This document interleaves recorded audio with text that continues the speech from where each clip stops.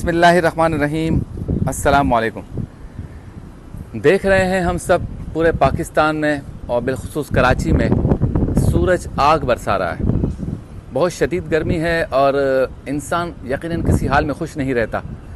जब पिछले दिनों बहुत ज़्यादा तेज़ बारिश थी तब भी हम परेशान थे, बेमौसम बर्फ़बारी हुई तब भी हम परेशान थे, और अब मई के महीने का पहला हफ़्ता तकरीबन इख्तिताम पजीर है और हम इसमें भी परेशान हैं कि इतनी ज़्यादा गर्मी,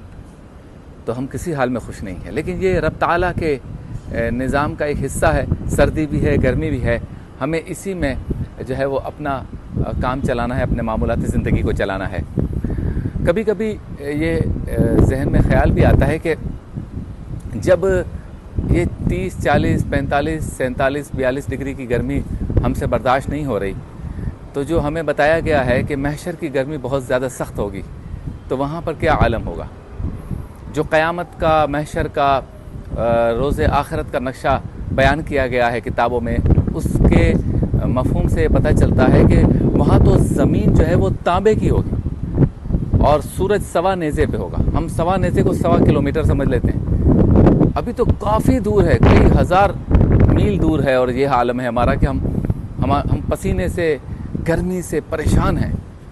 और कुछ तो इतने ज़्यादा शक्की हैं कि स्किन ना ख़राब हो जाए तो इससे ज़्यादा परेशान होते हैं, स्मेल से परेशान होते हैं, सर जो है वो तप जाता है उससे परेशान होते हैं, आँखें ख़राब हो जाती हैं उससे परेशान होते हैं, मोटरसाइकिल पे जो जाते हैं मजदूर जो है वो बहुत ज़्यादा परेशान रहते हैं। लेकिन चूँकि ये ज़िंदगी का हिस्सा है तो काम तो करना है। लेकिन जो महशर की गर्मी है उसके मुतालिक बताया गया है कि ज़मीन वहाँ तांबे की होगी, और पसीने से मुतालिक ये कहा गया है कि इंसान के जिस्मों से इस कदर गर्म पसीना आएगा कि बाज़ रिवायतों में आता है कि उसका अगर एक कतरा किसी पहाड़ पर फेंक दिया जाए तो पहाड़ पिघल जाए।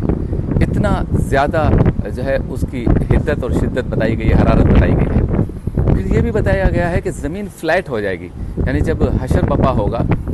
और हशर का मैदान होगा तो ये पहाड़ और ऊंच नीच पूरी दुनिया में जो है बिल्डिंग्स वगैरह ये ख़त्म हो जाएगी। मेरे पीछे भी आप बिल्डिंग्स देख रहे हैं ना, तो ये बिल्डिंग्स वगैरह, पहाड़, ऊंच नीच सब खत्म हो जाएगी, फ्लैट ज़मीन हो जाएगी, इसको खींच लिया जाएगा गोया। और इसीलिए दुआ की जाती है कि या इलाही गर्मी महशर से जब भड़के बदन, दामने महबूब की ठंडी हवा का साथ होगा।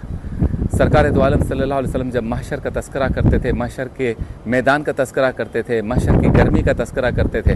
तो बताया जाता है कि आप सल्लल्लाहु अलैहि वसल्लम का चेहरा मुतग़य्यर हो जाता, और जब कब्र और महशर का तस्करा होता, उसकी सख्ती का बयान होता, तो सहाबा कराम फूट फूट के रोने लगते खौफ खुदा से।